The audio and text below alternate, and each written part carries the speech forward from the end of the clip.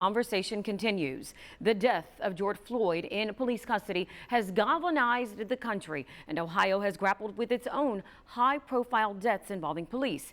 But those officers were never convicted of any crimes. Our Kristen Swilley spoke with the families of Sam DuBose and John Crawford to find out how they view what is happening now across the country.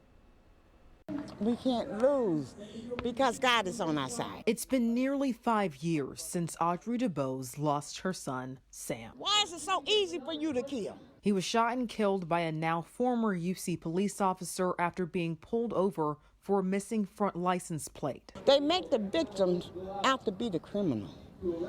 But my son, George, they haven't murdered nobody. None of these people that they murdered anybody. The person who took his life was charged but never convicted.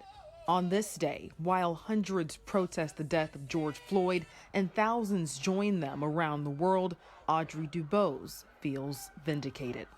For no more suffering for our children, no more suffering for their fathers, no more suffering in this world by the hands of policemen. We needed this. And while DuBose celebrates the promise of progress, an hour away in Beaver Creek, it can feel like time is standing still. They lost their only son. You know, they lost their grandchildren, have lost a father. So, you know, that's a void that can never be filled. Michael Wright represents the family of John Crawford III, killed by police in 2014 inside a Walmart while holding a BB gun that was for sale inside the store. With the circumstances of how he died, I think that, you know, every one of these subsequent killings just rips the Band-Aid off of, you know, the partial healing that they begin to have. But Wright thinks now is the time that could create change. I think there are a lot of reforms that can be made to, you know, aid in the policing of our communities. He doesn't back the complete dismantling of police departments, but believes in ending qualified immunity, legal doctrine that shields police and other government officials from lawsuits over their misconduct. And Wright says law enforcement has to literally look different if it's going to work. When you take a police officer that has had no contact with young black men and then you make them an officer, they can't relate, they don't understand, they can't communicate, and they're scared. He wants to keep the list of black men and women killed by police from growing and believes a more diverse police force is one way to affect change. And he thinks, as public opinion shifts, so can the consequences. The Sam DuBose case, the John Crawford case, might those look different in 2020? I hope so. I hope that now, you know, it's in everyone's living room now. So everyone has seen this video of George Floyd. So they can now understand what people are talking about, what, you know, we've been complaining about for, you know, a long period of time. It brings me glory. It makes me praise God. It makes me lift him up because all that I was dreaming, all that I wanted to happen, all my prayers came forth. And there you heard from Sam DuBose's mother. They're very emotional, very passionate. And so we know that the family of Sam DuBose settled with the University of Cincinnati for $4.85 million plus free tuition for all 12 of his children.